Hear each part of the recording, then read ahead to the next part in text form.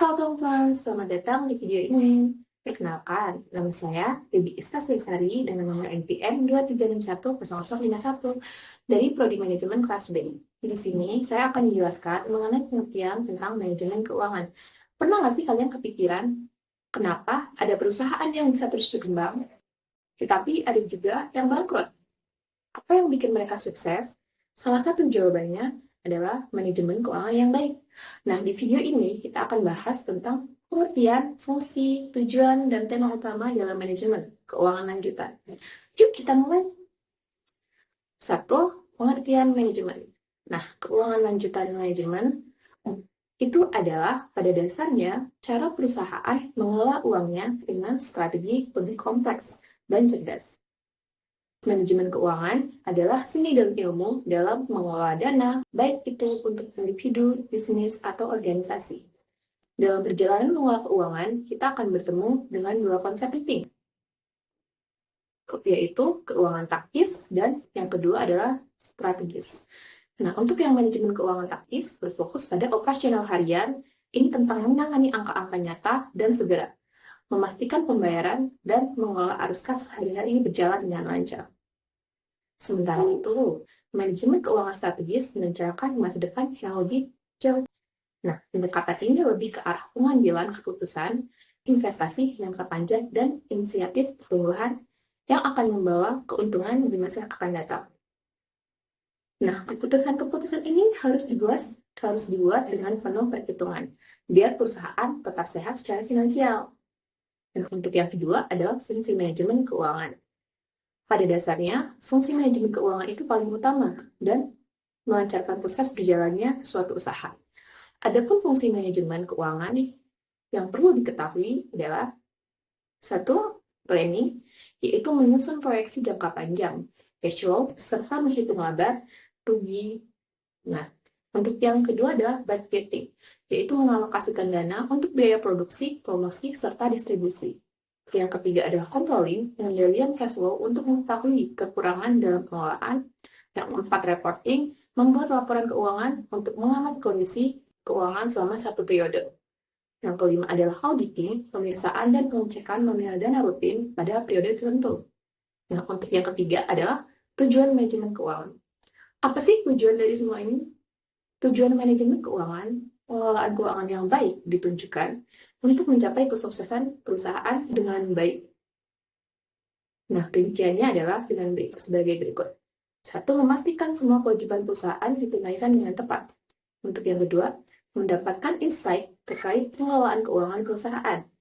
Yang ketiga, mengoptimalkan keuntungan berdasarkan keadaan di lapangan. Yang keempat, mengurangi pengeluaran berlebihan dan risiko kerugian. Yang kelima, memudahkan penyusunan struktur modal. Yang keenam, mengawasi tingkat likuiditas aset dan cash flow secara rutin. Yang keenam, mengembangkan rencana keuangan di masa depan berdasarkan progres sekarang. Yang ketujuh, mengajarkan interaksi dan investor dan direksi. Intinya, manajemen keuangan bukan cuma soal cari untung, tapi juga soal stabilitas dan keberlanjutan bisnis. Nah, setelah kita tahu tentang pengertian, tujuan, fungsi dari keuangan lanjutan, selanjutnya kita bahas mengenai tema apa saja yang ada di tema manajemen keuangan. Nah, bentuk yang pertama adalah analisis struktur modal. Struktur modal atau capital struktur adalah komposisi saham biasa, saham preferen, dan berbagai kelas lainnya. Laba yang ditahan dan utang jangka panjang yang dipertahankan oleh kesatuan usaha dalam mendanai aset. Nah, untuk yang kedua adalah kebijakan dividen. Kebijakan dividen merupakan bagian dari keputusan pembelanjaan perusahaan, khususnya berkaitan dengan pembelanjaan intern perusahaan. Nah, untuk yang ketiga adalah analisis break-even point, adalah suatu keadaan di mana perusahaan beroperasi dalam kondisi tidak memperoleh pendapatan atau laba dan tidak pula menderita kerugian. Nah, untuk yang keempat adalah analisis leverage. Nah, leverage sendiri adalah penggunaan aktiva atau sumber dana di mana penggunaan tersebut perusahaan harus menanggung biaya tetap atau membayar beban tetap. Nah, jenis leverage itu sendiri dibagi menjadi dua, yaitu leverage operasi atau operating leverage. Nah, untuk yang kedua adalah leverage finansial atau financial leverage. Nah, untuk yang kelima adalah analisis sumber dan penggunaan dana. Analisis sumber dan penggunaan dana atau aliran dana merupakan alat analisa finansial yang sangat penting bagi manajer keuangan. Nah, untuk yang keenam adalah merger dan restrukturisasi perusahaan. Merger, transaksi di mana dua perusahaan sepakat untuk menggabungkan operasional mereka dengan kedudukan yang sama. Karena mereka memiliki sumber daya dan kemampuan jika dikelola bersama akan menciptakan keunggulan kompetitif yang lebih kuat. Nah, jenis merger sendiri dibagi menjadi 3, yaitu merger horizontal, merger vertikal, dan konglomerat.